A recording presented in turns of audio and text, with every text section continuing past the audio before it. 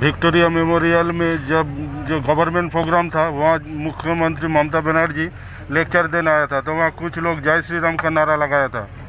इसके बारे में आपका क्या कहना है? आपको जय श्री राम से कोई आपत्ति है? सर, आपने बोला है बंगाल में सोनार बांग्ला बनेगा, कैसे बनेगा? सबसे पहले तो मैं और आप अपना काम करें।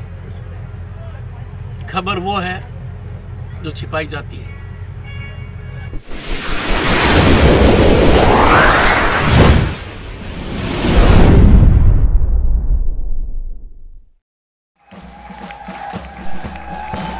জয় শ্রীরামে আপত্তি কেন? সোনার বাংলা গড়ার ডাক দিলেন রাজ্যপাল জগদীপ ধনখড়। দক্ষিণ 24 পরগনা জেলার বাসন্তীর জয়গোপালপুর গ্রাম বিকাশ কেন্দ্রের এক অনুষ্ঠানে সস্ত্রীক এসে তিনি তার বক্তব্যের মাঝেও সাংবাদিকদের মুখোমুখি হয়ে এমন এই বক্তব্য রাখেন। সেই সঙ্গে তিনি ওই সংস্থাকে 11 লক্ষ টাকা অনুদান দেওয়ার কথা ঘোষণাও করেন। তিনি ঠিক কি বলেন চলুন শোনাবো আপনাদের।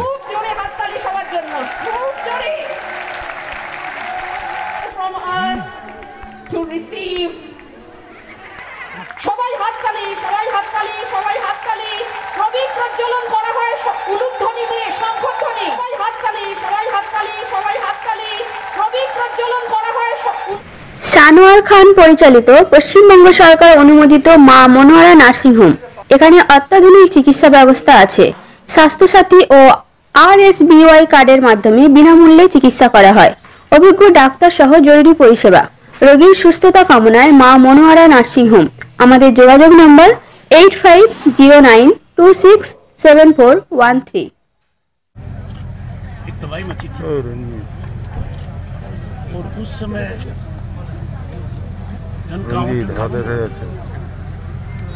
मेरा सिर्फ ये कहना है कि जब इस प्रकार की आपदा के लिए धन का आवंटन होता है तो हमें एक रियलिटी चेक करना चाहिए कि धन कहाँ गया और कितना आया था।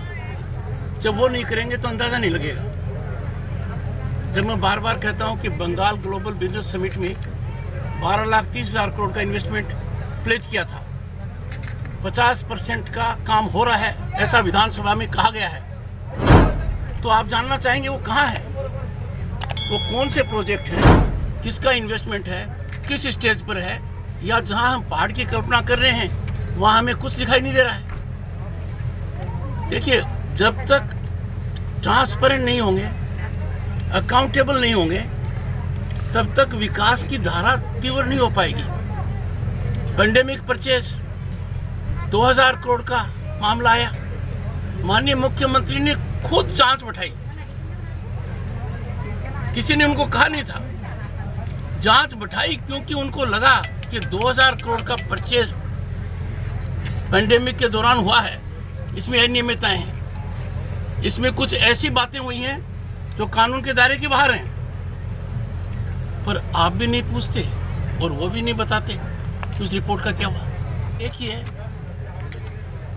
और ये बहुत महत्वपूर्ण है। मैं आइला की बात नहीं कर रहा। कलकत्ता उच्च न्यायालय ने सब चीजों को ध्यान में रखकर अम्फान की ऑडिट का क्यों कहा? जब आपने अच्छा प्रश्न पूछा था, अम्फान की ऑडिट का इसलिए कहा कि अम्फान रिलीफ डिस्ट्रीब्यूशन के अंदर अनियमितताएं हुई है। सरकार ने रिव्यू पिटीशन लगाया, खारिज हुआ, दोबारा रिव्यू लगाया, खारिज हुआ। मुझे तो ये समझ में नहीं आता कि कोई भी संस्था यदि आपके काम की जांच करती है, आपका विरोध नहीं होना चाहिए, दूध का दूध पानी का होना चाहिए, क्योंकि काम हम सबको निष्पक्षता से करना है, ईमानदारी से करना है। तो वो CAG का ऑडिट होगा, पता लगेगा। पर ऐसे हालात क्यों हुए? हालात इसलिए हुए कि जिनके पक्के मकान थे उनको मकान की राहत मिल गई, एक ही परिवार में कईयों को मिल गई, मीडिया में कुछ जगह छपा तो जांच का आधार हुआ, इसलिए। सर, आपने बोला है बंगाल में सोनार बांग्ला बनेगा, कैसे बनेगा?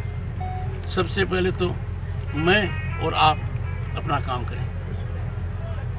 खबर वो है जो छिपाई जाती है, जो छिपी हुई है वो आपसे छिपी हुई नहीं है।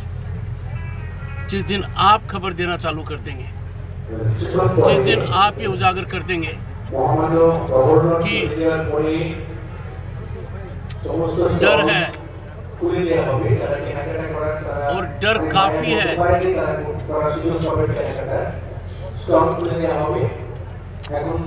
आज आपने सुनिए, डर है। अब मुझे बताइए, क्या आप इतने लोकल पत्रकार हैं, आप जमीन से जुड़े हुए हैं, आप सबसे ज्यादा जमीन से जुड़े हुए हैं, क्या आप कह सकते हैं कि सरकारी तंत्र का राजनीतिकरण नहीं हुआ है? क्या आप दिल खोलकर कह सकते हैं कि सरकारी कर्मचारी राजनीति का काम नहीं कर रहा है? कह सकते हैं क्या? क्या आप ये नहीं कह सकते हैं जो राज्यपाल कह रहा है कि निष्पक्ष चुनाव होने चाहिए, रक्त रंजित चुनाव नहीं होने चाहिए? क्या आपको भय नहीं लगता? 2018 पंचायत चुनाव की बात करते हैं, लगता होगा कि क्या प्रजातंत्र में इस प्रकार का भी हो सकता है? वो एक भयानक तांडव था, नहीं होना चाहिए। आपका राज्यपाल राजनीति से जुड़ा हुआ नहीं है, पर इस बात से जुड़ा हुआ है कि कानून का राज हो, कानून को लोग अपनी मुट्ठी में न लें, कानून से लापरवाह और बेपरवाह न हो जाएं। यदि अगर सरकारी कर्मचारी कानून से बेपरवाह हो जाएगा, लापरवाह हो जाएगा, मनमर्जी से काम करेगा, राजनीति करेगा, उसका काम थोड़ी है। यदि ऐसा करेगा, कानून का शिकंजा उस तक निश्चित पहुंचेगा, क्योंकि कानून सबसे बड़ा है। कोई अपने आप को कितना ही कद्दावर माने, कानून में उसकी अकाउंटेबिलिटी है, क्योंकि हम प्रजातंत्र में हैं। प्रजातंत्र का सबसे मूल आधार है रूल ऑफ लॉ। मेरे पर भी लागू है, आप पर भी लागू है। इसलिए मैं कहता हूं, मेहरबानी करके डर निकाल जाए। अंदाजा कीजिए, LAC पर और LOC पर वो निडर होकर छाती पर गोली क्यों खाने को तैयार है? आपकी आजादी के लिए, मेरी आजादी के लिए। क्या हम उसको निराश कर सकते हैं कि हम खुद डरे हुए हैं? हम इतने डरे हुए हैं कि हम डर की बात नहीं कर सकते डर कर। आपके प्रश्न का उत्तर मिल गया। तृणमूल सरकार बोलता है राज्यपाल बीजेपी का नेता है, आप क्या बोलते हैं? आप तृणमूल की बात कर रहे हैं, खुद की कर रहे हैं? ये मेरा प्रश्न आपसे। आप बताएंगे राज्यपाल का एक काम जिसमें आप ये प्रश्न पूछते हैं? बताएंगे मेरे को? हाथ जोड़कर विनती कर रहा हूं, don't be their mouthpiece. मुझे इससे परवाह नहीं है। आप बताइए, मैं आपके कटघरे में खड़ा हूं। क्या आपको लगता है 30 जुलाई 2019 के बाद राज्यपाल ने कोई ऐसा आचरण किया है? ये आपका प्रश्न है। आप पत्रकार हैं, आपने मुझे प्रश्न पूछा है। ये प्रश्न आप हर किसी से नहीं पूछ सकते। मुझसे पूछा है, मैं जवाब दे रहा हूं। मैं तो आपसे इतनी याचना कर रहा हूं हाथ जोड़कर, क्या आप मुझे बताएंगे कि आपके प्रश्न का आधार क्या है? या आपके कान में कोई कह देगा वो प्रश्न पूछ लेंगे? बताइए मेरे को, मैं याचना कर रहा हूं आपसे। आपको लगता है राज्यपाल की किसी बात से लगता है? तो खुद मुख्यमंत्री बोल रहे हैं। मैं कह रहा हूं कि आपको ये प्रश्न सोचते समय दिल से नहीं सोचना चाहिए था कि मैं इतना वाहियात प्रश्न राज्यपाल से क्यों पूछूं जिससे मैं कन्विंस नहीं हूं। मैं एजेंट हूं भारत के कॉन्स्टिट्यूशन का, मैं सिपाही हूं भारत के संविधान का, उसमें कोई कोताही नहीं करूंगा। और मैं आपकी इज्जत इसलिए करता हूं कि आपने प्रश्न पूछा है। मेरी बात को आप अन्यथा मत लेना। I see growth in all of you. मेरे बातचीत के अंदर ग्रामीण परिप्रेक्ष्य के पत्रकारों से मैं दिल से बात करता हूं, क्योंकि जो हालात है औरों को एक्सरे पता लगती है, कुछ को CT स्कैन पता लगता है, आपको तो हमारा ही है। आपको तो हर चीज पता है। आप पर बंधन ज्यादा हो सकते हैं। आपकी जानकारी सर्वश्रेष्ठ है, इसलिए मैं कह रहा हूँ। गतकाल नवान्न अभियान में वाम छात्र संगठन का लाठीचार्ज करा पुलिस, आज 12 घंटा बंद है। ये बात क्या आपकी पुलिस? देखिए, हर कोई अपने दायरे में रहे और प्रशासन नियमानुसार काम करे, ये मैं लगातार कहता रहा। मेरा ये कहना है, क्या आपके मानव अधिकार तब तक ही सुरक्षित है क्या जब आप सत्ता के नजदीक हो? आप सत्ता से अलग हट गए या प्रतिपक्ष में हो तो क्या आपके मानव अधिकार नहीं रहेंगे? क्या आपको कानून का फायदा नहीं मिलेगा? ये मेरा कहना है। बाकी राज्यपाल का राजनीति से कोई लेना देना नहीं है, शासन व्यवस्था से। Wish you best of luck. Sir last question sir, इस बार लास्ट तो मुझे तय करने दीजिए, पर आपका ये प्रश्न है, हो सकता है कोई भाई मन कर दे। अच्छा सर, इस बसंती में हर वक्त पॉलिटिकल क्लैश चलता है। तो 2018 में भी हमने देखा पंचायत इलेक्शन की टाइम पे जो आम वोटर है वो वोट ठीक तरह से दे नहीं सके। तो इस बार इलेक्शन में क्या कुछ ऐसा व्यवस्था होगा कि हर आदमी अपना वोट डाल सकेगा? डेमोक्रेसी का क्या कोई मतलब है यदि अगर मतदाता निर्भीक नहीं है तो? है क्या मतलब? क्या उस फ्रीडम का कोई अर्थ है जहां मतदाता अपना मत ढंग से नहीं दे पाए? क्या लाखों लोगों ने इसलिए जान दी थी कि किसी के डर से नतीजा डेमोक्रेसी में छीन जाएगा? That the verdict will be stolen by those who engage in criminal activity? ये नहीं हो सकता। 2018 का रिपीट होना प्रजातंत्र के लिए घातक होगा। 2021 एक मौका है, पश्चिम बंगाल की पावन भूमि है, यहाँ से एक संदेश जा सकता है, we will have role model elections. भारत का चुनाव आयोग बहुत सशक्त है। आपका राज्यपाल जब बार बार कहता है तो इस महायज्ञ में हर व्यक्ति की आहुति है।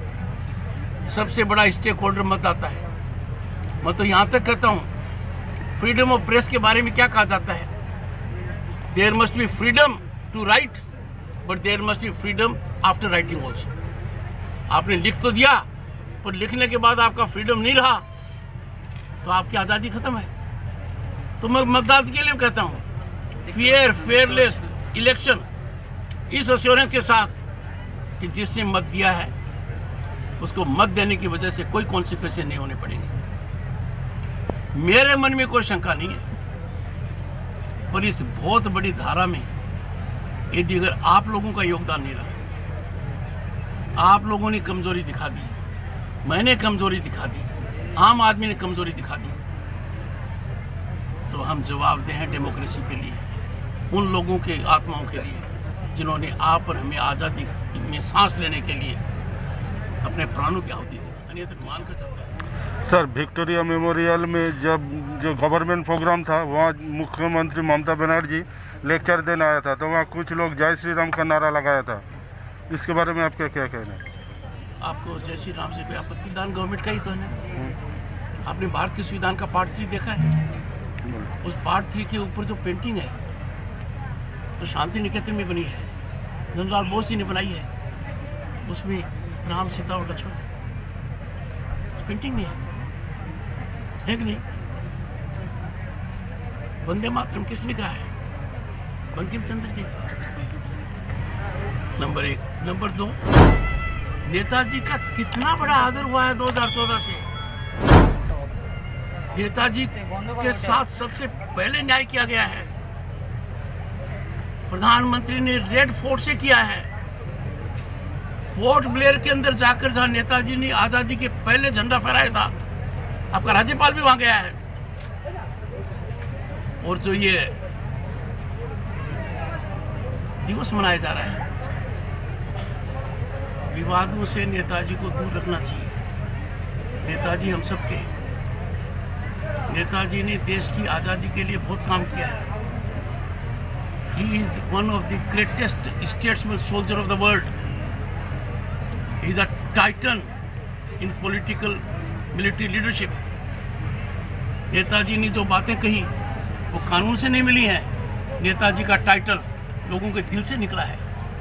जय हिंद कहते हुए अपने कितने खुश होते हैं। अब तो भारतीय सेना ने भी जय हिंद को अडॉप्ट किया हुआ है।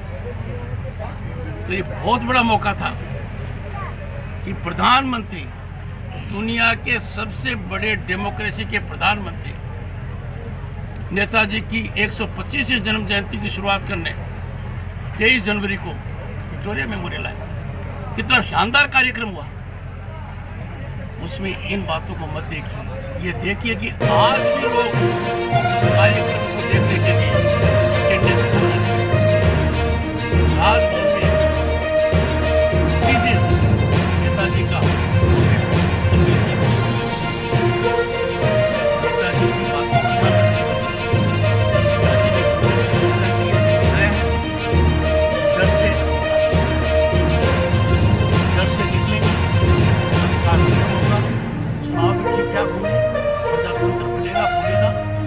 जो कुछ निकलेगा सबको स्वीकार होना चाहिए। भारतीय प्रजातंत्र की ताकत है। Thank you so much. Welcome sir. दोबारा मुलाकात करूंगा।